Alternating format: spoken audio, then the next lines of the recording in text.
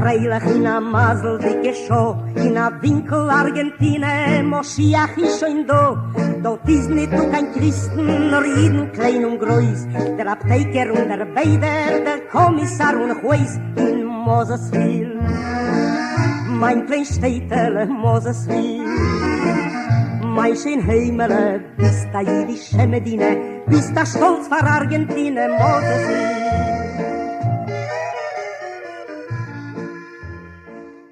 Nombre es San Martín. En el medio de la plaza tenemos el monumento que fue inaugurado en el año 1939, cincuentenario de Moisés Ville. Y frente a la plaza tenemos el emblemático Teatro Kadima. Kadima, que comienza, que en hebreo quiere decir adelante, por todo el impulso y el empuje que han tenido nuestros abuelos inmigrantes. Kadima, su historia comienza ya por 1909, en el campo, después se traslada al pueblo, y con la actuación quitena, una soprano de Moscú. Así que también ustedes, más de uno de los que están conectados ahora, han disfrutado del cine, de banquetes, de cumpleaños, de casamientos, del teatro, del coro. Así que más de un recuerdo que seguramente vendrán hoy a sus mentes. Bueno, ahora vamos a comenzar la guía en nuestro museo histórico de nuestro pueblo. Acá les cuento que la historia del museo comenzó en el año 1985, pero acá en esta casa, que fue donada por la familia Brenner, abre sus puertas el 25 de octubre del año 1989 durante los festejos del centenario de Moisés Ville. Y acá estamos ahora en la primera sala. Esta primera sala, su nombre es Orígenes. Acá podemos ver la nómina de inmigrantes que han llegado desde Rusia en el año 1989.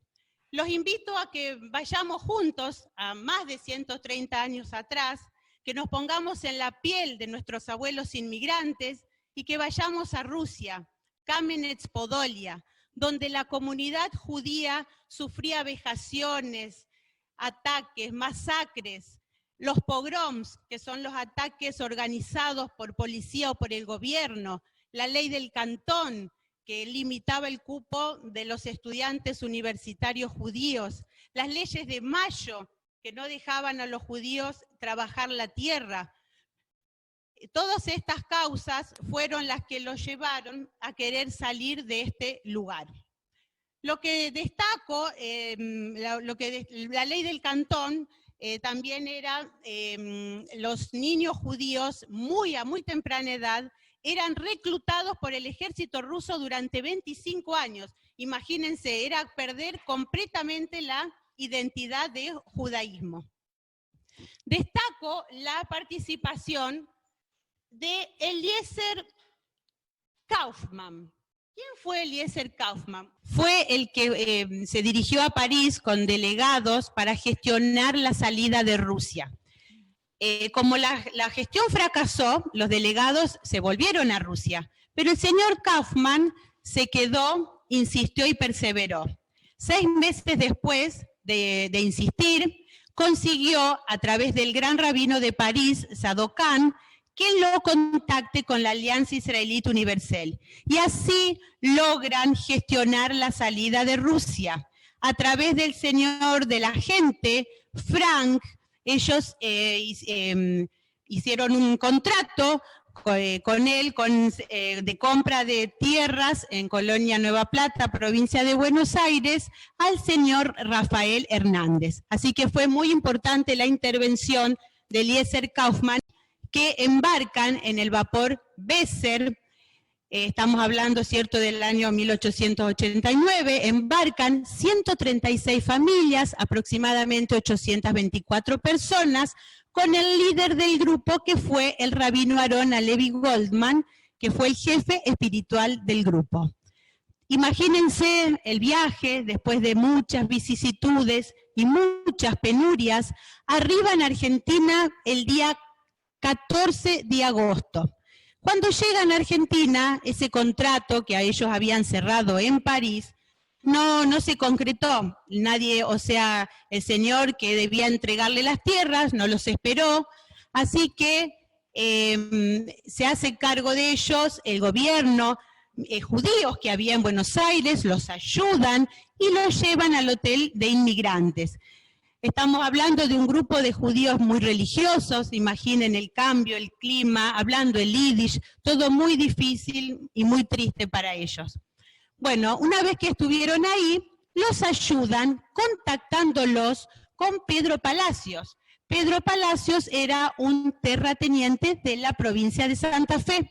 Firman con él un contrato el 28 de agosto por 10 hectáreas a cada familia, cobrándoles mucho más de lo que valía la hectárea en 4 o 5 pesos, esto les cobraron 45 pesos la hectárea, pero bueno, con la ayuda que han recibido, ellos siguen su camino.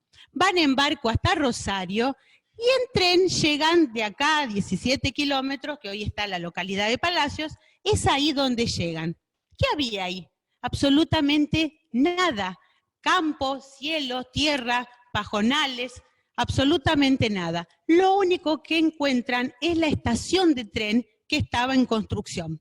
Y toda esta gente, este grupo, liderados por el rabino Goldman, quedan ahí en uno de estos galpones del ferrocarril. Imaginen la situación, hambre, no había higiene, no había nadie que los ayude. A raíz de toda esta situación, se produce una enfermedad, una epidemia, donde mueren más de 60 niños. Los padres colocan los cuerpos en latas de querosén, cajones, de tuercas, vieron que había diseminados ahí en la estación del ferrocarril. Y así la mayoría, claro, los días iban pasando y al no obtener ayuda, la mayoría se empieza a dispersar, a buscar otras localidades, alguien que los ayude. Es así que iban pasando los días y cada vez quedaba menos gente en la estación Palacios. Bueno, el día 23 de octubre, en el tren, siempre pasaba el tren por ahí, pero esta vez venía en el tren un médico judeo-austríaco que se llamaba Guillermo Löwenthal. ¿Por qué pasó el médico por ahí? Él venía desde Tucumán. Él tenía una misión encomendada por el gobierno argentino para estudiar enfermedades tropicales y estudiar el clima propicio para colonizar. Esa era la misión del doctor Löwenthal. Y él, al escucharlos y ver el grupo y entender lo que ellos hablaban, el yiddish, se bajó del tren, se puso en contacto con ellos, con el rabino Goldman, y gracias a la intervención del médico que se dirige al gobierno y al mismo Palacio, al gobierno provincial, para que los ayude, para que se cumpla ese contrato que debían haber cumplido, los ayuda. Bueno, así, fines de octubre, principios de noviembre, nace nuestro pueblo. Se tienen que trasladar estos 17 kilómetros entre pajonales, en el medio de la nada, vienen caminando hasta acá, porque bueno, cuando se presenta Palacios, estas eran las tierras donde hoy está nuestro querido pueblo, las que iba a entregar. Una vez que llegan acá y le preguntan al rabino Goldman, bueno, ahora ustedes van a vivir acá, van a hacer su vida acá, ¿cómo se va a llamar el lugar? Y el rabino Goldman contestó, Kiryat Moshe, la villa o el poblado, ¿cierto?, de Moisés. Así como Moisés sacó a los judíos de Egipto, así nosotros nos sentimos, a semejanza de nuestros antepasados, buscando la libertad. Moisés los sacó de la esclavitud a la libertad. Y bueno, ellos también eran esclavos allá, les sacaban sus hijos, no podían estudiar, no podían progresar, no tenían el derecho que tenemos todos a vivir, ¿cierto?, libremente. Así que comparando las salidas, le pone Kiryat Moshe. Después se traduce al francés, sería el Moisésville, pero bueno, siempre contamos que en castellano queda Moisésville. Yo, a pesar de todo lo difícil, la verdad que siempre tenemos muy presente el legado de nuestros abuelos inmigrantes, el esfuerzo tremendo que han hecho. porque a pesar de empezar en la nada misma, en pocos años, si ustedes van a ver cuando avancen las guías, la guía acá en el museo, todo lo que lograron en tan poquitos años, por su perseverancia y por su grado de cultura que ellos traían, un bagaje cultural, nada material, pero el bagaje cultural era maravilloso y muy, muy grande.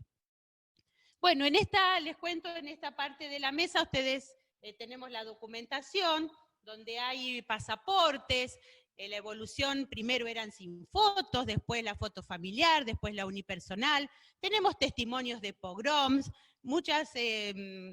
todo lo que es los certificados de procesales y de los consulados, y bueno, todo lo que ellos han tenido que traer para poder entrar acá al país. Posteriormente a esta ola han venido de distintos lugares, Polonia, Checoslovaquia, Holanda, también hubo inmigración no judía de Polonia y de Ucrania, la inmigración golondrina que venía desde el país, desde distintos puntos del país a buscar trabajo y ya se instalaban acá, y todos ellos, con toda esta gente que venía llegando, se empezó a engrandecer la colonia. Y tenemos a partir del año 1936 los alemanes, la ola inmigratoria que va llegando, que llega desde Alemania. Pero para eso le voy a pasar a mi compañera Esther para que siga con la historia. Buenas tardes, mi nombre es Esther Gabriel y les voy a contar la segunda ola inmigratoria que nosotros consideramos fue muy importante para engrandecer esta colonia. Y tenemos que remontarnos a la asunción de Hitler en el año 1933, que la gente piensa en irse de Alemania, en especial por lo que estaba ocurriendo, así que Moisés Villa recibe a partir del año 1936 hasta el año 39, iniciación de la Segunda Guerra Mundial, más de 60 familias que fueron colonizadas, gran parte de ellos a través de la obra del barón Hirsch. Así que lo que vamos a poder ver son documentación que tenemos de la gente que por suerte se salvó de la era del nazismo. Vamos a ver un billete que perteneció a un campo de concentración que está muy cerquita de donde hoy es la capital de la República Checa, de Praga. El pueblito se llamaba Terezín, es Terezín hasta hoy en día, y el campo de concentración se llamaba Theresienstadt y fue uno de los campos modelos en los cuales los nazis lo utilizaron para que cuando venía la Cruz Roja Internacional a investigar qué es lo que estaba pasando, montaban todo un simulacro de que ahí se podía hacer una vida relativamente normal y se utilizaba ese dinero como moneda corriente dentro del campo. También tenemos los pasaportes con la J de judío, con el agregado del nombre Sara a las mujeres, y también tenemos documentos donde está el detalle de declaraciones juradas de todo lo que ellos dejaban en Alemania, que supuestamente en algún momento iban a ser restituidos, pero por supuesto nunca fue. Los sobres que tienen la insignia nazi. Con respecto a los pasaportes, a las mujeres era Sara y a los hombres era Israel, el segundo nombre que se les agregaba. También hay un panel en el cual nosotros podemos ver la diferencia de cómo vivían los inmigrantes que vinieron de Rusia, en la parte de la izquierda del panel, y cómo vivían la gente que vivió en Alemania, que vivían en ciudades y que tenían una vida activa muy, muy importante en esas ciudades hasta que vino la Segunda Guerra Mundial. A Moisés Villa llegaron gente de Alemania, de Rumania, de Checoslovaquia, que pudieron escapar antes de la iniciación de la Segunda Guerra Mundial. También hubo mucha gente que lamentablemente pasó la noche de los cristales y que pudo salvarse y llegar a estas tierras. Eso es algo muy escotado lo que estamos contándoles.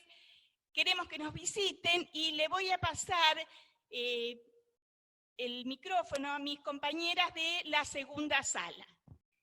Buenas tardes, yo soy Analía Fischer y les voy a contar un poquitito dónde estamos.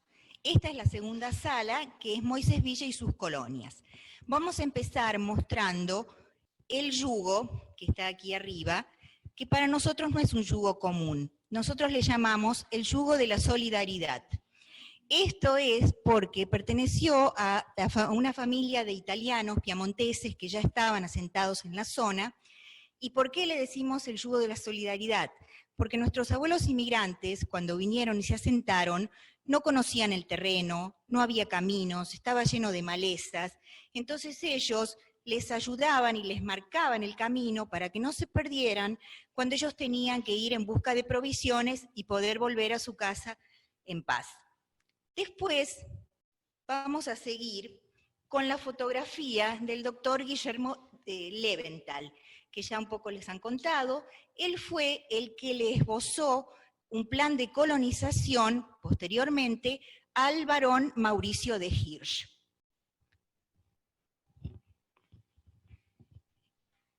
En el año 1891 empieza la obra de la empresa la ICA, conocida como la Liebig Colonization Association, que fueron las tierras adquiridas por el filántropo alemán barón Mauricio de Hirsch, que era un banquero. Él era una persona que estaba en muy buena posición económica y lamentablemente su único hijo fallece muy joven. Entonces él toma la decisión de legar toda su herencia a sus hermanos judíos que estaban bajo la opresión zarista, sufriendo en Rusia. ¿Qué hace? Él compra tierras aquí en Argentina, en distintas provincias, y en nuestra zona les vamos a mostrar un mapa donde indica, ¿sí?, la superficie total de nuestro distrito. 118.262 hectáreas que abarcan toda la zona. La sede de la empresa colonizadora, la Casa de Administración, se hallaba aquí en Moisés Villa. Es también curioso destacar que los nombres que figuran aquí, por ejemplo, Muchnik, Babelberg, Bialystok, Sadokán, hasta hoy día se siguen conservando. Esos eran, digamos, en agradecimiento a la gente que les ayudó cuando salieron de Europa y también de los lugares de donde ellos venían. Ahora nos vamos a dirigir acá a este mueble y les voy a contar un poquitito quién es ese señor de la fotografía. Se llama Pinchas Glasberg. Él llegó en el vapor Weser en 1889 y digamos que para su época fue un poco visionario. ¿Por qué les digo esto? Porque cuando él vio que la colonia ya estaba un poquito organizada, empezó a anotar en un libro de contabilidad que trajo en el barco desde Rusia los nacimientos, los fallecimientos, los casamientos, y de ese modo quedó registrado, ¿sí?, los habitantes quedaron registrados, los habitantes del pueblo. Gracias a eso, ¿sí?, la provincia, después cuando pasaron algunos años, gracias a ese libro, entonces lo determinó como que fuera el primer registro civil de la población. Y aquí tenemos el original, ¿sí? Por supuesto que esto está preservado en una sala especial de nuestro museo. Nosotros tenemos fotocopias para mostrar, para no manipular este libro, que para nosotros es una verdadera joya. Y con el tiempo también, ¿qué hizo? Cuando vio que la colonia se desarrollaba, comenzó a hacer como balances comerciales. ¿Qué pasa? Él anotaba, por ejemplo, cuántos litros de leche se ordeñaban, las hectáreas sembradas y cosechadas, las marcas y las señales del ganado. Todo eso quedó registrado. Bueno, yo ahora le voy a pasar a mi compañera para que siga con el resto de la sala. Gracias.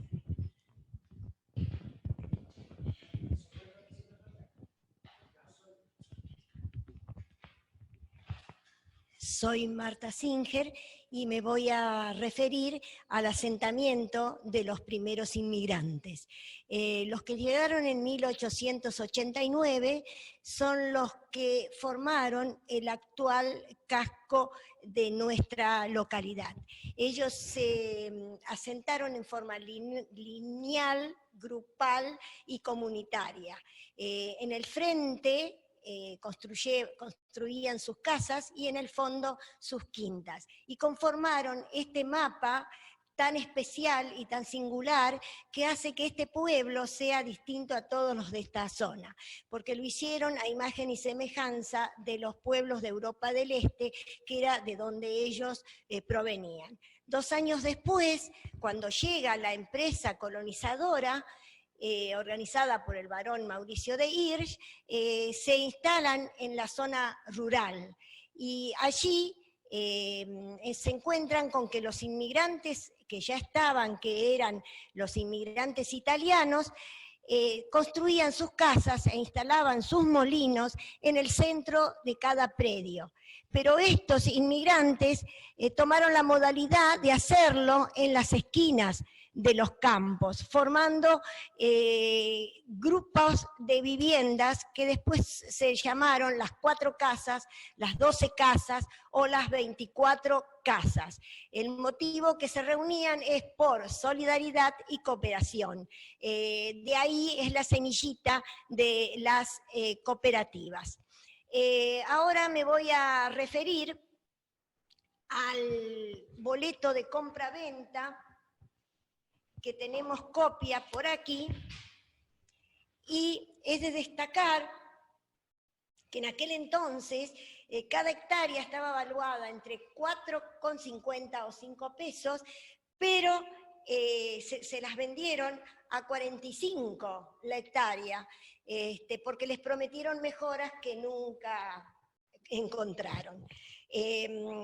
Eso no era gratuito, lo tenían que devolver en cuotas anuales que estaban de acuerdo a sus cosechas. Ellos, para trabajar la tierra en la zona rural, tuvieron que aprender todas las tareas rurales, de ahí viene lo de los gauchos judíos. También sufrieron, como ahora, las inundaciones y las sequías, con el agregado de las grandes mangas de langostas que cubrían los cielos. Y estando por aquí, como todo pueblo, tiene sus personajes singulares que fotógrafos y pintores pudieron plasmar, donde sus anécdotas se mezclan con las leyendas de la localidad. Moisés Ville tuvo su época floreciente, que llegó a tener 4 sinagogas. Nosotros vemos en la parte superior la parte de arriba del tabernáculo de la sinagoga lituana, que en este momento ya no está, y en su lugar está el bosque del Centenario. Como dije, Moisés Ville tuvo épocas de mucho auge y llegó a tener fábricas y pequeños emprendimientos.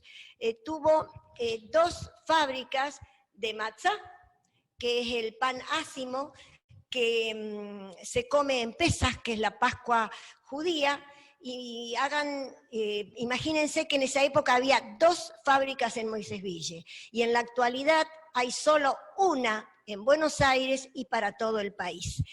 También había una fábrica muy importante de juguetes, de carteras, y también es de destacar la fábrica de caramelos y bombones de los hermanos Harmatz, que se llamó Jaja, y que muchas de sus recetas fueron el origen de la firma Arcor tan famosa. Y ya en la época más contemporánea tenemos lo que fue en su principio la fábrica de mayonesa Sancor, que en este momento está tercerizada. Cuando ustedes saboreen, por ejemplo, mayonesa La Campañola BC, sepan que está elaborada en Moisés Ville. Y para continuar con la programación del día, pasaremos a otra sala. Bueno, ahora nos encontramos en la sala que lleva el nombre Instituciones. Esta sala, aparte de ser referente de las instituciones, tiene un nombre en homenaje a la señora Goldina K. de Gerson. La señora Golde, todos la conocíamos como Golde porque fue una colaboradora desde que nuestro museo se creó hasta que ella falleció. Post-mortem se puso a esta sala el nombre en su homenaje. Con respecto a las instituciones, no faltó nada en Moisés Ville. El Teatro Cadima fue inaugurado en el año 1929 y fue fundado por los pobladores que se radicaron en lo que se conocía como las 12 casas. Dentro de las instituciones más importantes que tuvo Moisés Ville, podemos hablar de la Mutua Agrícola. La Mutua Agrícola fue creada en el año 1908. Fue la primer cooperativa de la provincia de Santa Fe y es considerada como madre de instituciones porque ayudaba a que todas las instituciones pudieran sobrevivir. Con respecto a las instituciones bancarias, el primer banco que tuvo Moisés Ville se llamó Socorro Fraternal. Era una pequeña institución que ayudaba a las familias cuando tenían emergencias económicas, así que concurrían a Socorro Fraternal. Después se crea el Banco Comercial Israelita, primera sucursal fuera de Rosario en el año 1926, y en el año 44 una sucursal del Banco de la Nación Argentina. Con respecto a instituciones educativas, no faltaron escuelas en Moisés Ville. La primera escuela es del año 1895, como escuela oficial, que dependía en su comienzo de la empresa colonizadora con maestros que traían de Francia. Después surgió la escuela fiscal, después surge la escuela técnica, después surge el Colegio Nacional Domingo Faustino Sarmiento, que pasa a ser hoy en día Escuela de Enseñanza Media 426. Dentro de los colegios podemos darle mayor importancia también en su época a lo que comienza como Sociedad Yadut en el año 1930, que inaugura como escuela primaria en el año 31, y comienza en el año 43 en la misma institución a funcionar un seminario de maestros hebreos. Ese seminario de maestros hebreos fue sumamente importante porque vinieron a estudiar jóvenes de todo el país y se recibían de maestros hebreos y podían ir a trabajar a cualquier lugar del mundo. Hoy exponemos por primera vez en nuestro museo un mapa mundi que está en Yiddish, que es una joya que no existe mucho en el mundo. Con respecto a instituciones, le voy a dar, para que hable un poco mi compañera y que se presente. Hola, buenas tardes, soy Judith y les voy a contar de las 4 sinagogas que se levantaron en Moisés Ville. La primera es de 1889, cuando ellos llegaron, que hoy tiene el nombre de Sinagoga Baron Hirsch. Después, en 1905, se construye la sinagoga la sinagoga Beit Midrash Gadol, que es la que comúnmente se la conoce como Sinagoga Brenner, que es monumento nacional. La tercera es de 1915 y es la sinagoga lituana, que hoy ya no la tenemos, se demolió por razones edilicias. Y la última es la sinagoga Arbeter, o de los trabajadores, que es de 1916.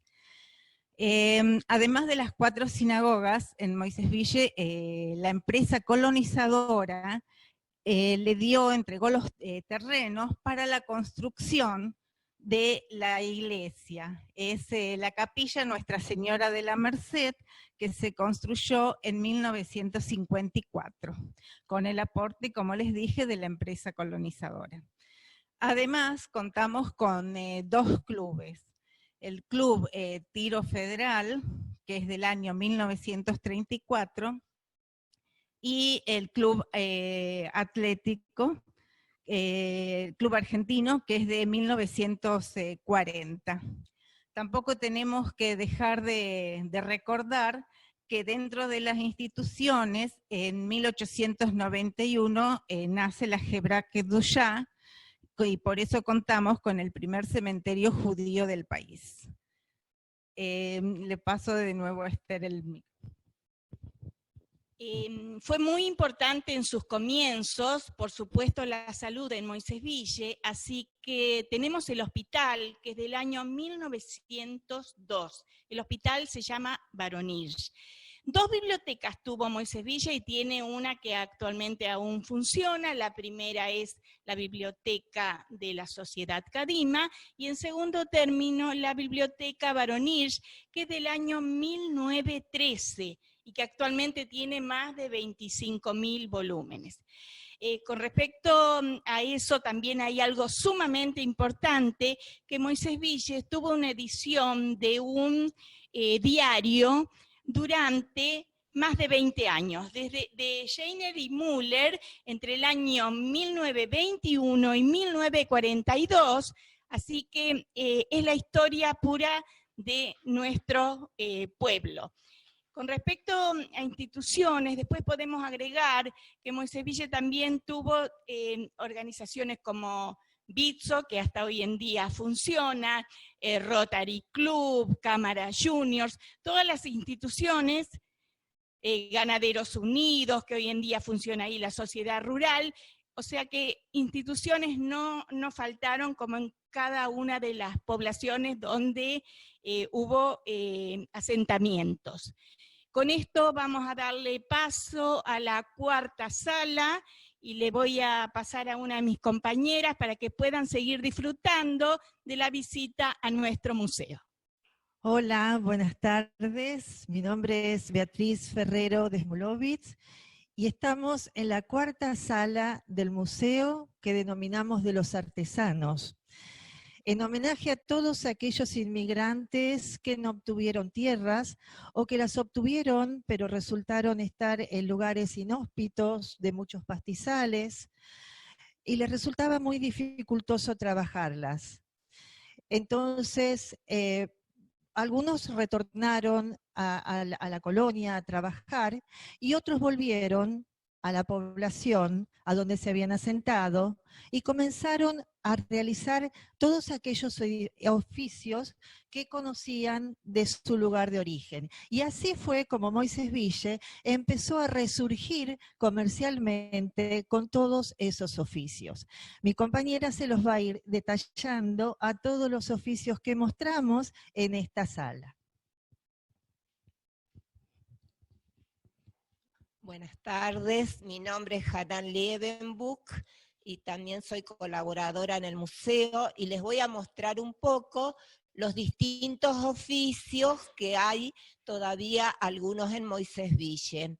Los que existieron antiguamente, el almacén de ramos generales, que todos deben acordarse, ¿no es cierto?, que cuando se vendía la mercadería y se vendía suelto, vendían en un cartón que se pesaba de a medio kilo, de a 1 kilo, y aquí está la balanza.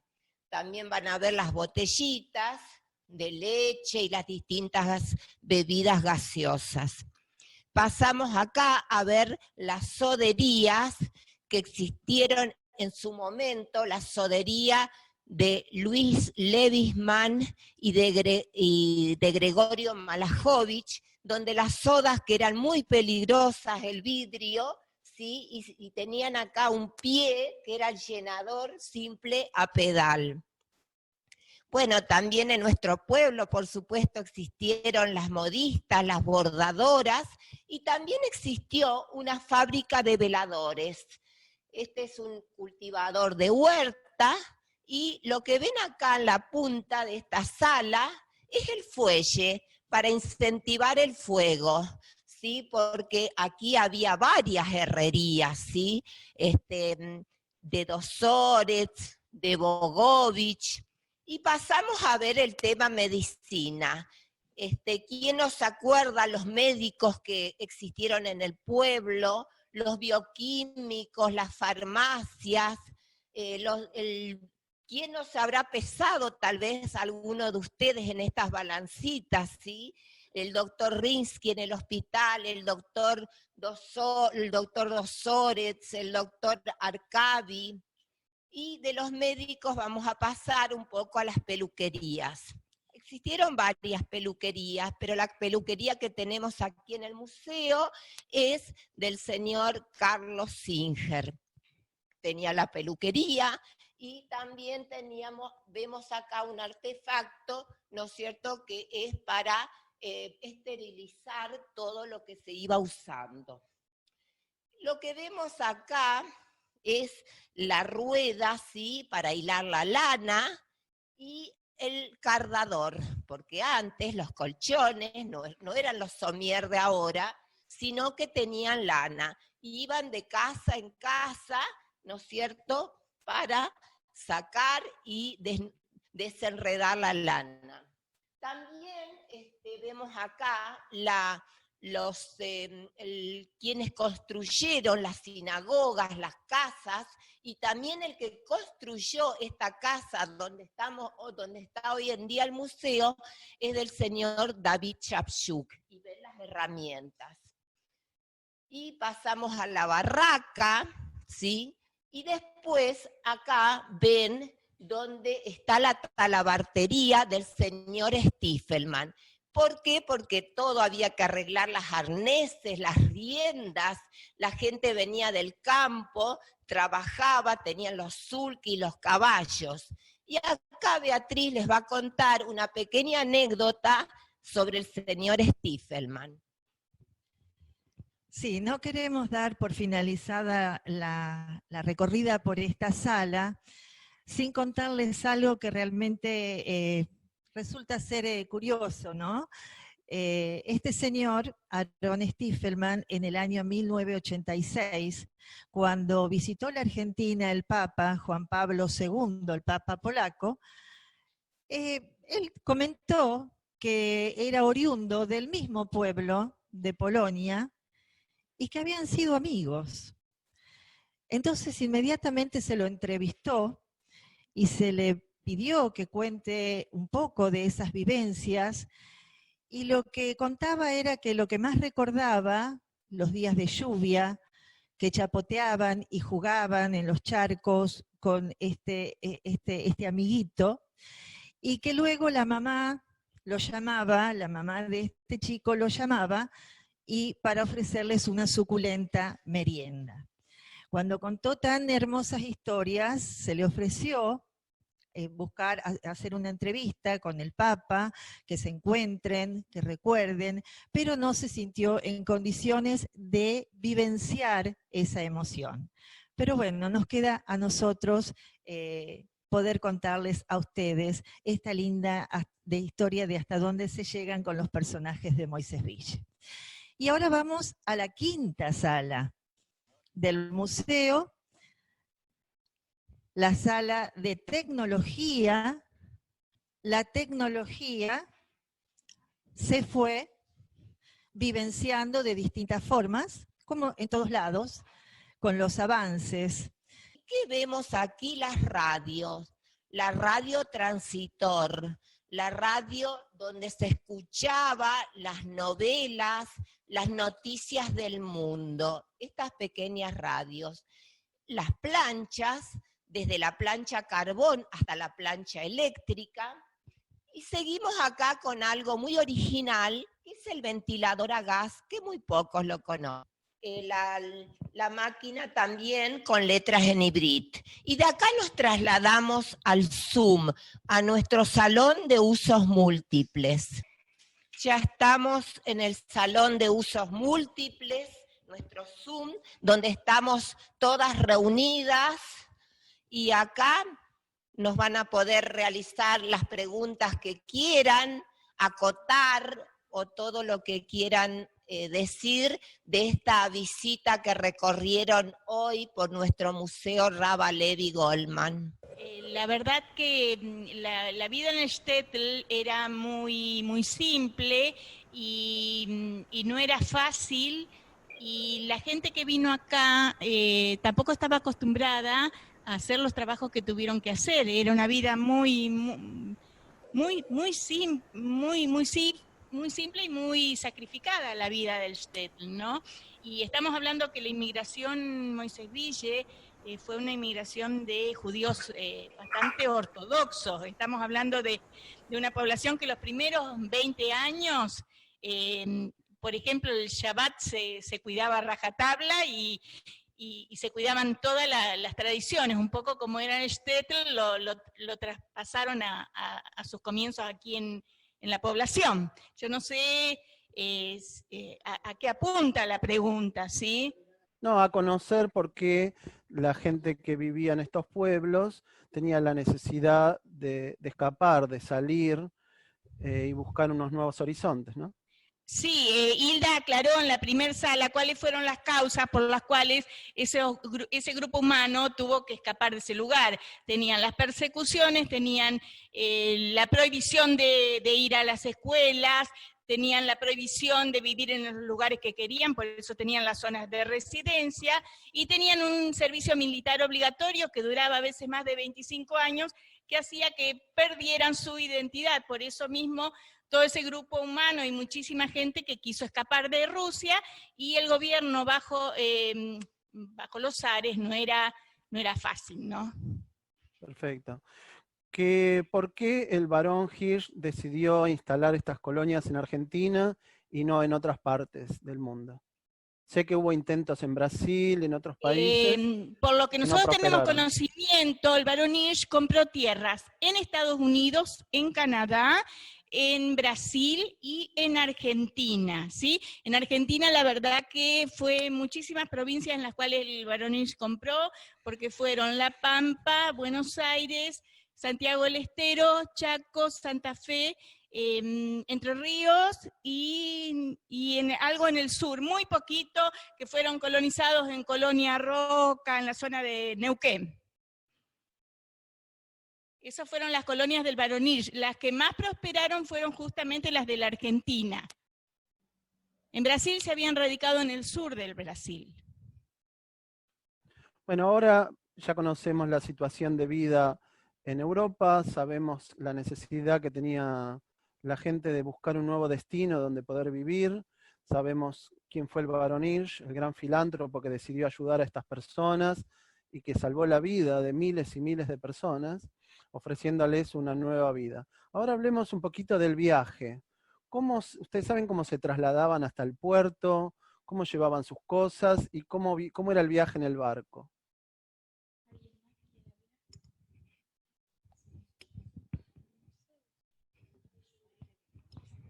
Bueno, ellos desde Kamenetz salieron con la ayuda de, justamente lo que gestionó fue la Alianza Israelita Universal, la ayuda hacia ellos, y bueno, ellos salieron en tren, Cracovia-Berlín en tren, y hasta ahí llegaron al puerto de Bremen.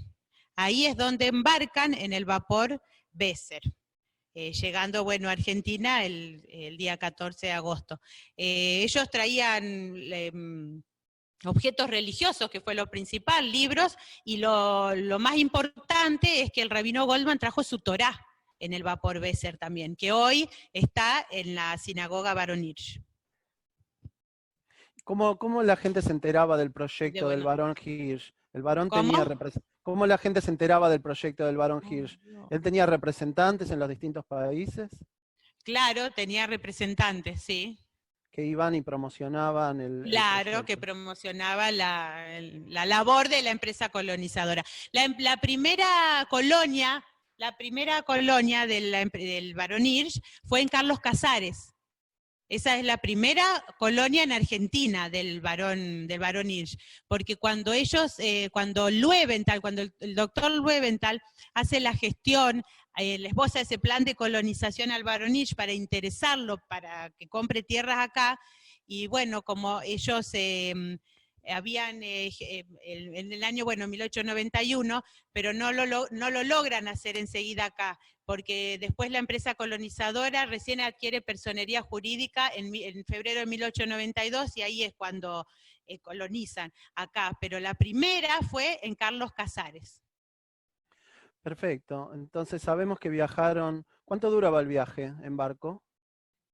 Sí, un mes y un poquito, yo estaba 35 días, algo de eso, más o menos, aproximadamente. Sabemos que viajaban en tercera categoría, en categorías las más Sí, pobres. todos hacinados, con muchas vicisitudes, exactamente, sí. Cuando llegaban a Buenos Aires, ¿alguien los estaba esperando para indicarles, para No, llevarlos? justamente ese fue el problema, que Rafael Hernández, que es el que tendría que, bueno, esperarlos para hacer entrega de las tierras por el contrato que ellos habían firmado en París, pero eso no sucedió, por eso es que los judíos que estaban en Buenos Aires los ayudaron, y el mismo gobierno que los llevan al hotel de inmigrantes, porque el gobierno argentino les devuelve el dinero de lo que ellos habían abonado en París, los ayudan, y ahí es donde los hacen el nexo con el terrateniente Pedro Palacios. Perfecto. Y una vez que llegaron a un acuerdo con Palacios, ¿cómo se trasladaron hasta Santa Fe? Bueno, de Buenos Aires fueron en barco hasta Rosario y en tren llegaron a Estación Palacios. Tengamos en cuenta que llevaban... Estaba en construcción. Claro. Tengamos en cuenta que llevaban sus objetos, sus ropas, Sí. los chicos, no habrá sido nada fácil. Exactamente. Tal Sin cual, saber el nada. idioma. Sin Sí, dinero. sin saber idioma. Y ellos, claro, lo pedían en yiddish hablando, pedían cuando pasaba el tren. Entonces cuentan que les tiraban alguna galleta, algo. Y bueno, después se producen todos estos crímenes que también hubo ahí mismo en la estación. Hubo ya el primer crimen por gauchos que habían venido y que, bueno, pretendían una pasajera que había venido en el Besser, que estaba ahí, bueno, queriéndola defender, ahí fue Landman, el primer asesinato que hubo, que después, bueno, ya saben de la historia del libro de los crímenes de Moisés Ville, de lo que investigó y del libro que escribió Javier Sinay. Perfecto. Ahora, llegaron a la estación... La falta de comunicación era el problema, el principal problema, que no se entendían. Llegaron a la estación Palacios y quedaron asentados en el galpón. ¿Cuánta gente era viviendo en un mismo galpón? Y bueno, eran más de 800 personas. ¿Y cómo eran las condiciones de vida en ese lugar, sin alimentos, sin agua? No tenían nada, no tenían nada. Había algún que otro obrero que trabajaba en la estación, que les traía algo, alguna provisión, pero nada más, por eso ellos justamente se morían de hambre, por eso pasó lo de la muerte de los chiquitos. Claro, porque al 800 personas vivir hacinadas imagínate, en un galpón, uno encima sin del otro, agua, sin higiene, sin ayuda, fue sin la verdad baños. que tremendo, ¿sí? Bueno, allí fue cuando los encontró el doctor Loventhal y el día 23 de octubre. Encontró el terrible estado en que estaban viviendo. Exactamente, el 23 de octubre ya un grupo entre 50 y 60 personas que se estima que justamente son los familiares de estos chiquitos fallecidos, porque como que al morir sus hijitos es como que ya se arraigaron al lugar y son los que aguantaron, vamos a decirlo, porque aguantaron ahí. Siempre destacamos también la figura del rabino Goldman, que siempre estuvo con ellos, y bueno, así gracias a la ayuda del médico, que al poder comunicarse y entenderse, surgió la ayuda. ¿Cómo convencieron a Palacios que finalmente entregue las tierras? Y bueno, fue gestión del doctor Loventhal. Él fue a Santa Fe, se dirigió al gobierno, hizo la gestión, y así fue que el gobierno lo ayudó y gestionó, y bueno, así vino Pedro Palacios. Y él también contactó al barón Hirsch. El doctor Loventhal, sí, viajó a París y esbozándole un plan de colonización. Y bueno, él como se había muerto su único hijo, él como que tomó a su pueblo, a sus hermanos como herederos, vamos a decir, de su fortuna, para ayudarlos. Sí, nosotros tenemos que tomar en cuenta, y lo digo para las 1000 personas que están escuchando la charla, que hablamos de Eliezer Kaufman, sí, que es una persona que no escuchamos nombrar en nuestras vidas, y gracias a él Sí. Seguramente muchos de nosotros nacimos y la vida nuestra surgió gracias a esta gente. Después Sí. vino el Wilhelm Lowenthal, gracias Sí. a su función y a que convenció al barón Hirsch, esta Sí. gente pudo salvar su Sí. vida y venir a la Sí. Argentina. Sí. Es impresionante que nunca hayamos escuchado hablar de estas personas. Sí, sí, es así. Sí, Bueno, sí. Sí, las tenemos presentes. Bueno, ¿cómo fue el reparto de las tierras? ¿Cómo se distribuyeron? Y al principio, bueno, el contrato decía, bueno, 10 hectáreas a cada familia. Al principio, más adelante se fue loteando, porque al principio fue a partir del 92, porque el primer asentamiento en realidad fue la parte donde se encuentra el bosque, que es a 2 cuadras hacia el norte, donde fue el centro de la colonia, claro, porque enfrente justamente estaba la empresa colonizadora. Y después ya se fueron dividiendo, a partir de la aparición de la empresa colonizadora. Ellos no tenían ningún conocimiento en el cultivo de la tierra. ¿Qué tipo de educación recibieron? ¿Quién les enseñaba a cultivar la tierra? Bueno, ellos conocimiento de trabajar la tierra no tenían, ellos venían llenos y con ansias siempre de estudiar. Para ellos la cultura era muy importante, por eso era la educación y la cultura, por eso es que el moré, el maestro, iba de casa en casa a enseñarles. Al principio en el campo iba también a cada casa y les enseñaba, después en la sinagoga varonil les enseñaban, y después por eso la importancia de que surgen en instancias primeras las escuelas, ¿sí? Que se levantan enseguida las distintas escuelas, la educación y la cultura, por eso también hablamos de Kadima, que ya estando en el campo se forma la sociedad Kadima, ¿sí? Y la sociedad Kadima, que ellos, ¿qué hacían? Juntaban dinero, vendían rifas, distintas actividades porque querían levantar un salón teatro Kadima, donde iban a reunirse luego, donde los espectáculos iban a ser lo más importante. Por eso, se reunían y dice que en noches de luna llena venían desde el campo, porque así se alumbraban y venían en sus chatas, en sus carros a las reuniones, y ahí dilucidaban y hablaban de cómo iban a levantar el Salón Teatro Kadima, que lo fueron levantando de a poquito, y en el año 1929 es la inauguración de ese teatro. ¿Y qué pasaba? Que todas las obras al principio se inauguraban acá, en Moisés Ville. Después, cuando se les daba el ok, recién iban a actuar a los grandes centros como Buenos Aires, Córdoba, Rosario. Por eso siempre decimos que la educación y la cultura fue para ellos lo más importante. Sí, por favor. Respecto a lo que usted pregunta de cómo fue, de quién aprendieron las labores del campo, nuestro pueblo es muy particular. Nosotros tenemos un festejo que se llama la fiesta de la cuna de la integración cultural. ¿Qué pasó? Ellos venían sin conocimientos, venían con oficios. Fueron aprendiendo tanto del gaucho como de los inmigrantes italianos piamonteses que ya estaban, fueron aprendiendo las labores campestres. Después fueron llamados los gauchos judíos. También aprendieron todo, aprendieron a domar animales, aprendieron a hacer yerras, aprendieron a tomar mate, aprendieron a hacer el asado, a enlazar todos los animales en el campo. Entonces eso fue muy importante. También llegó un momento que acá a veces se decía, el judío, ¿qué pasó? Aprendió el piamontés. El italiano aprendió a hablar en yiddish. Y el criollo aprendió las dos cosas.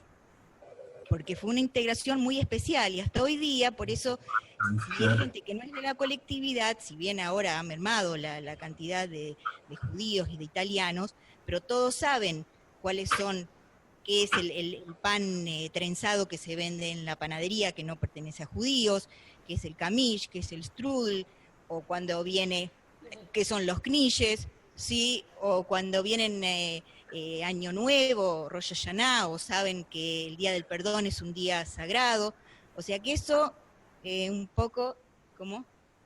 Y los negocios también están cerrados, si bien no es, digamos, la forma que se hacía hacia Añares, pero todavía eso seguimos conservando. Al principio, ¿cómo era la relación con los habitantes del lugar que vieron como una invasión de toda esta gente extraña? ¿Hubo problemas, hubo violencia, hubo actos antisemitas? Lo que contaron de los asesinatos, ¿cómo fue? No, es que en realidad aquí no había ningún asentamiento. El asentamiento fue de los inmigrantes de origen judío que vinieron de Rusia, y eran mayoría. En aquel entonces la policía, el juez de paz, todos eran judíos. Después se integraron con los italianos que estaban en la zona rural, o que se formaron otros grupos de pueblos como Umberto Primo, Sunchales, de distintos inmigrantes, pero aquí el asentamiento fue puramente judío, que después se fue integrando con otras, digamos, otras olas inmigratorias de distintos lugares, como la muy importante en la década del 30-40 de los alemanes, que vinieron corridos por Hitler, o sea, por el Holocausto, todos en busca de libertad. Y los que llegaron realmente eran el pueblo del libro, y por eso mi compañera habló tanto de la educación. Y lo primero que a ellos les importó es crear las escuelas rurales, justamente. Fueron de las primeras del país. Al principio tuvieron que soportar problemas climatológicos, inundaciones, plagas, sequías. Claro. ¿Cómo sobrellevaron eso? Igual que ahora. Las inundaciones, sí, lo dije, las inundaciones, las sequías, y en aquel entonces las mangas de langostas que oscurecían el cielo. Todavía yo por lo menos me acuerdo, en el museo justamente, en una de las salas, están las lanzallamas, se pagaba a los chiquitos que busquen, que junten en bolsas. También recuerdo que alrededor de las casas se hacían zanjas con agua para que las tucuras, que eran las saltonas, caigan en el agua y que mueran, porque pasaban y arrasaban con todo, hasta dejaban pelados los paraísos. O sea que ellos pagaban la cuota que les correspondía anualmente de acuerdo a sus cosechas, pero tenían buenas, malas o muy malas cosechas. Igual que ahora, aquí en esta zona tenemos los mismos problemas de inundación del clima. Sí, así era. Nada más que era más rudimentario. Ahora la tecnología suplanta muchas cosas. Bueno, entonces yo quiero destacar algo, sí, Esther.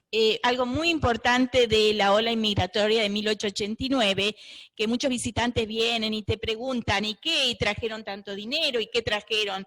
Y nosotros siempre lo que queremos aclarar es que estos inmigrantes, lo único que trajeron fue conocimiento, porque todo ese grupo humano que llegó en 1889 no había analfabetos. Ellos hablaban en ruso, en yiddish, y leían y escribían en hebreo. Esa es la mayor riqueza que trajeron, y eso se ve plasmado en la evolución cultural del pueblo. Bueno, entonces, empecemos un breve resumen.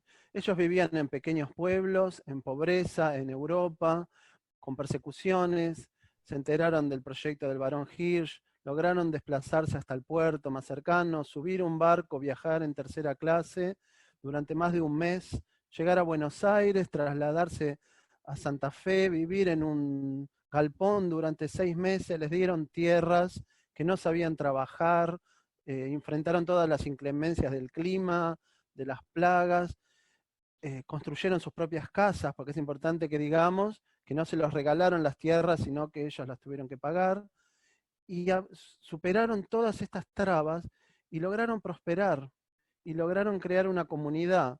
Así es que crearon las escuelas, los templos, la biblioteca. Me gustaría que cuenten cómo es que crearon tantas instituciones, cómo juntaban los fondos y por qué había 4 templos en una comunidad chica, ¿no? En esa época existía algo que hoy es muy difícil de conseguir, que es la solidaridad y la ayuda mutua. Eso hizo, y la fraternidad y cooperativismo, que fueron las bases de esta población. Con respecto a 4 sinagogas, yo siempre digo que Moisés Ville es una comunidad como cualquier sociedad. Y en base a cómo fue creciendo, piensen que llegó a tener 5.000 habitantes, y cada sinagoga puede albergar entre 200 o 300 personas para un oficio religioso.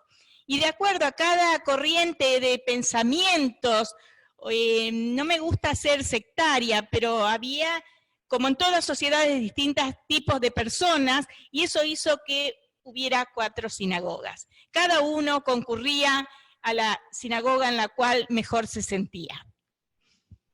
¿Y el teatro? ¿Cómo se les ocurrió construir un teatro de tales dimensiones? Cuenten el tamaño que tiene el Teatro Calderón. El teatro es grande, tiene en la parte de ingreso, tiene 2 salas, una secretaría y una cocina, un hall de entrada, 2 escaleras que van hacia la parte alta. En la parte alta está la biblioteca y está la parte de butacas.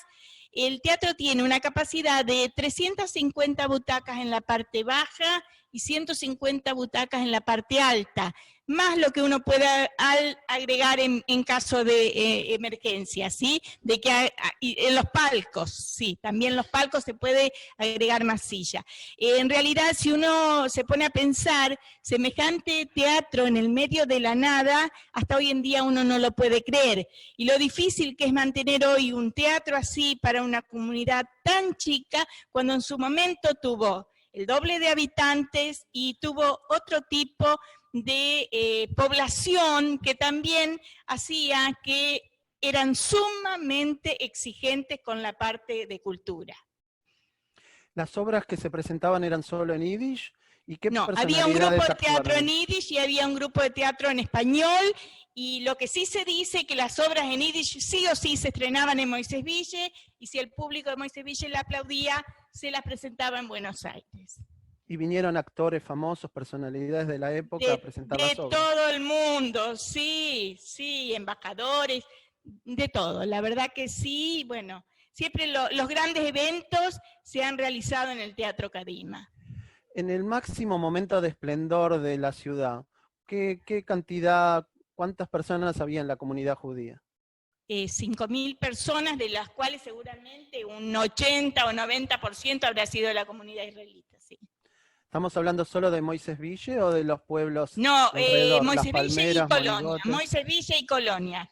Y parte rural, digamos, porque si decimos Moisés Ville y Colonia, abarcamos Palacio, Palmeras, Monigote, Constanza y Virginia. 5.000 personas. Acá una de mis compañeras me pide que cuente algo que no contamos en la guía, y es que Moisés Ville también tuvo algo que se conoció con el nombre de Akshara, que era una preparación para los jóvenes que quisieran ir a vivir a Israel y radicarse en los kibutzim, que son las granjas agrícolas.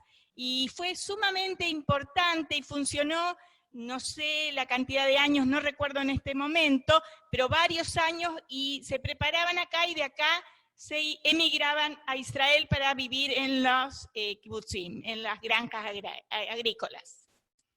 Muchas de las personas que están consultando acá por el chat tienen nostalgia y recuerdan el seminario. ¿Qué pueden decir de este seminario y de Jaime Barilco? El seminario se llamó Seminario de Maestros Hebreos en sus comienzos, y durante los años que fue director Jaime Barilco, él le cambia el nombre y le pone al seminario Seminario de Maestros Yosef Drasnin, en homenaje al gran maestro Yosef Drasnin, que en su momento fue el primer maestro y fue el gran maestro. La verdad que la vida del seminario fue muy rica. El seminario tenía alumnos que eran del pueblo y alumnos que veníamos de otros lugares a estudiar a Moisés Ville, y fue sumamente importante porque fuera de Buenos Aires era el único lugar donde uno se podía recibir de maestro. En el país había cantidad de escuelas secundarias, pero con terminalidad docente era solamente Moisés Ville, y realmente tuvo una calidad de excelencia educativa el seminario, que fueron reconocidos los Morim en todo el mundo.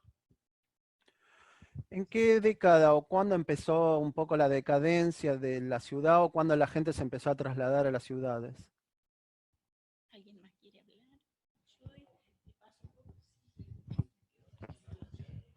Bueno, la decadencia comienza también cuando surge el Estado de Israel en 1948. Muchos habitantes del pueblo eran sionistas, muy sionistas, y entonces hicieron aliyá. Y después, yo creo que a partir del 60, del 70, los mandaban a los hijos ya a la universidad, para que sean profesionales, y mucha gente fue detrás de sus hijos. Y bueno, y después esos profesionales no volvieron a vivir al pueblo, así que supongo que esa es una de las razones con la que comenzó a mermar la población. Sí, habitualmente se dice que ellos sembraban trigo y cosechaban doctores, ¿no? Sí, Su objetivo era el ascenso social. Y al principio también el motivo de que emigraban era porque esas 10 hectáreas o 20 o 30, los chicos, cada familia subsistía, pero después sus 4 o 5 chicos no podían vivir de esas hectáreas de campo, y es por eso que buscaban trabajo o se mudaban a otros lugares. También fue motivo de que se fueron. Y el deslumbramiento natural de la gente por las grandes ciudades. Claro, y el que se iba a la ciudad o estudiaba o trabajaba, porque aquí, y al no tener acá tantas fuentes de trabajo, ni lugar para tantos profesionales para que se instalen aquí, hizo que la población fuera mermando. Pero no es solamente en Moisés Ville, en muchas localidades que no hay universidad o que no hay estudios terciarios ocurre lo mismo. Terminan el secundario y los chicos se desplazan a otras localidades para estudiar o para trabajar. ¿Qué población judía hay actualmente en Moisés Ville? En estos momentos puede haber unas 70 familias, unas 130, 120 personas.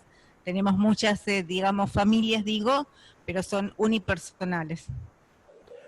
Quería preguntarle... La mayoría es gente grande. ¿Qué cantidad de población?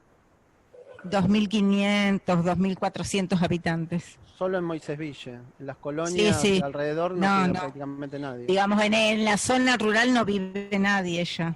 ¿Y cuáles son las sinagogas que funcionan actualmente? Funciona la sinagoga Baron Hirsch y la sinagoga Brenner, pero en forma alternativa. Digamos, si un viernes se hace todos los viernes, ahora no por la cuarentena, pero si no, todos los viernes hay Kabbalat Shabbat, o en la sinagoga Baron Hirsch o en la sinagoga Brenner. Con respecto al nombre del museo, quisiera poner un poco de énfasis en por qué se le puso el nombre del Rav Goldman, que es una figura realmente relevante. Y sí, se puso el nombre, se eligió, el nombre del rabino Goldman. Claro, fue importantísimo, relevante. Él fue el líder que vino con ellos desde Rusia. Yo digo a veces el papá de todos, porque todo, claro. Acá me cuenta Esther que, ella está más años que yo, que muchas noches le llevó pensando qué nombre le iban a poner. Circuncidador, matarife, era todo él acá. Y fue él una figura principal, exactamente. Por eso se le dio ese gran homenaje al rabino Goldman. Y yo pienso específicamente... Y fue el primer rabino de la República Argentina. Claro, yo me quedo pensando en esos 6 meses que vivieron 800 personas en un galpón, Él fue el sostén emocional, él fue el sostén emocional de toda esa gente, de todas esas familias que perdieron, 60 chicos que murieron. Él tuvo que enterrar a todos, sostener y apoyar a cada uno de ellos para que no exactamente, eso adelante. le tocó, exactamente, a todo el rabino Goldman, exactamente, así es. Claro, era joven.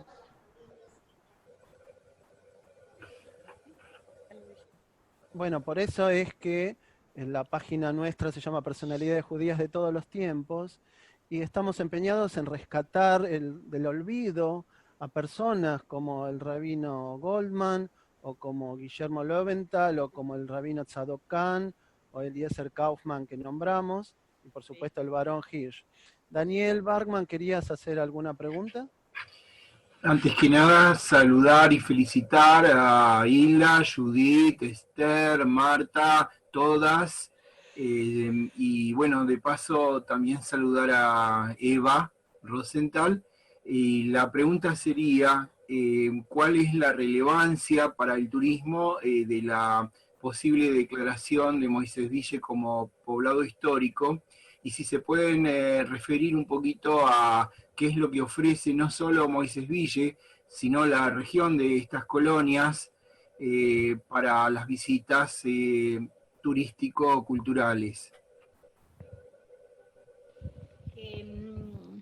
La pregunta que vos haces, te respondo que Moisés Ville ya fue declarado Pueblo Histórico Nacional en el año 1999. Quizás vos a lo que te querés referir es de que Moisés Ville está candidateado a ser patrimonio de la UNESCO. Eso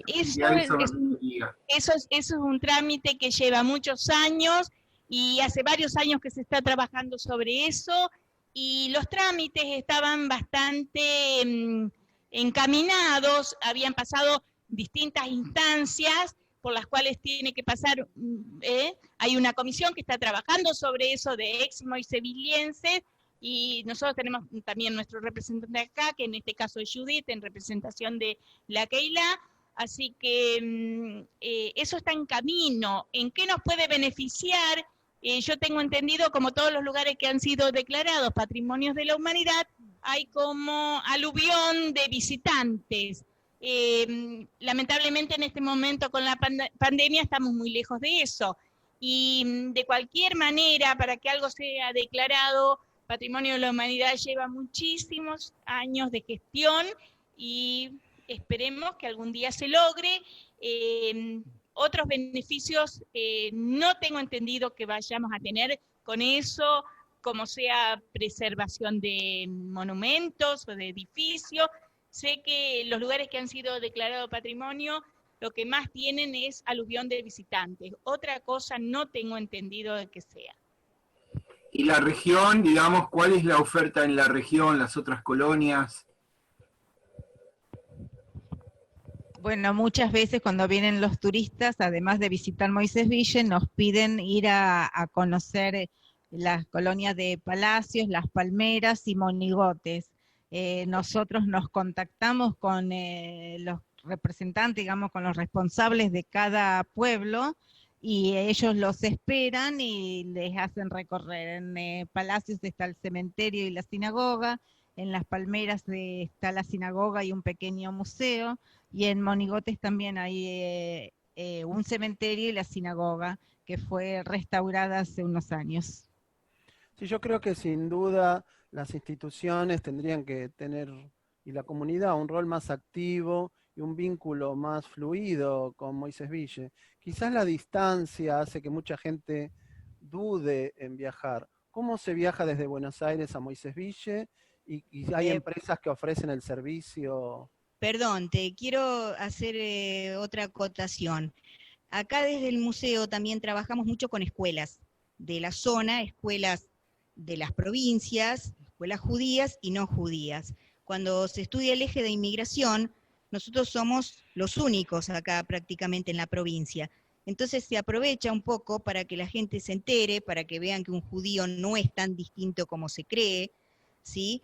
Hay muchas cosas que la gente se asombra, o que vienen de pueblos cercanos y dice, ¿cómo toda mi vida viví tan cerca y no sabía esas cosas. O sea que la función aquí del museo es bastante amplia.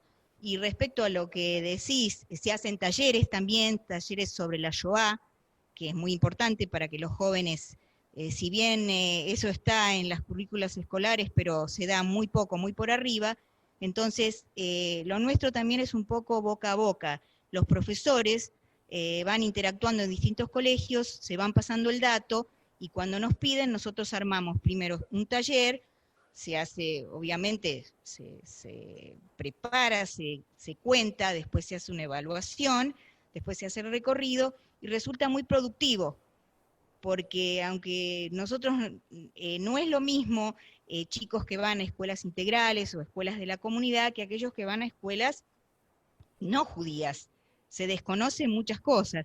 Y respecto a cómo viene la gente, cómo va a cualquier lugar, se toma un colectivo, o viene en forma particular con autos, o vienen en combis, se organizan por medio de agencias o de particulares. O sea que nosotros recibimos gente del país y del mundo. ¿Cómo También hay aviones a Santa Fe. Sí. ¿Cómo sostienen, cómo financian los templos, la escuela, el museo? ¿Reciben algún apoyo de la comunidad de Buenos Aires, de algún lado, o a pulmón? Qué pregunta. Las 3 sinagogas, la escuela, el cementerio, el teatro, todo eso, esas instituciones pertenecen a lo que es la comunidad judía, a la Kehilá de Moisés Ville. El museo es comunal, sería municipal, entonces lo mantiene el municipio. La Kehilá se sostiene con cuotas de socio, con donaciones, y bueno, y hacemos todo lo posible para mantenerlos en pie. Bueno, ya es la hora, la verdad que hay muchos otros temas que podríamos seguir hablando, pero queremos agradecerles que se hayan prestado a este maravilloso paseo, a esta recorrida por nuestra historia, para que podamos valorar lo que nuestros ancestros pasaron, vivieron, para asentarse en este país. Sin ellos, la comunidad argentina no sería lo que es actualmente, porque ellos, sobre todo los que vinieron en el Besser, fueron el ejemplo, dieron el primer paso, superaron los problemas que tuvieron que enfrentar, y eso llegó a sus países, y luego otras personas vinieron atrás de ellos. Es importante que los revaloricemos, que les demos importancia, y yo invito a todas las personas que están aquí y a los miembros del grupo a que visiten Moisés Ville y sus alrededores, lo mismo que Villa Domínguez, Basa Bilbaso, Colonia Clara, Colonia Dora, los distintos lugares donde se asentaron los colonos. Así que si quieren decir algo más para cerrar, un minutito tenemos. Sí, quiero no solo invitar a todos los que están escuchando o que lo pasen, sino a ustedes también. Pero que lo conozcan, porque aparte tenemos, vos preguntaste qué otras cosas podemos ofrecer, que no dijimos. Tenemos monumento histórico nacional, tenemos monumento histórico provincial, comidas típicas, podemos organizar todo un fin de semana con actividades, o sea que todo está todo previsto para el turismo. Y la gente viene. Clases de cocina, enseñamos a hacer knishe, torta de miel, Omentage, así que crepla, así que acá tenemos todo, y lo que no tenemos lo preparamos. Bueno, sí, yo personalmente viajé hace poco Tenemos tiempo. hoteles, tenemos alojamiento, nada más que, por favor, le pedimos a todos los futuros turistas, que es lo que recomendamos siempre, que avisen antes de venir, porque esta es una comunidad pequeña y las comidas típicas se hacen especialmente para la cantidad de gente que viene, no hay todos los días preparado. Así que siempre que avisen, y los esperamos con los brazos abiertos y el corazón contento. Sí, yo doy fe porque viajé recientemente con un grupo que organiza Daniel Bergman, y fue una experiencia maravillosa recorrer el pueblo, las distintas sinagogas, el museo, el teatro Kadima, palacios, las palmeras, monigotes. Realmente es un paseo excepcional, y por supuesto no puede faltar la riquísima comida judía y el asado que preparan de bienvenida para todos los visitantes. Así que yo les recomiendo a todos que hagan este paseo, realmente es excepcional y todos tenemos que vivir esta experiencia en algún momento en la vida.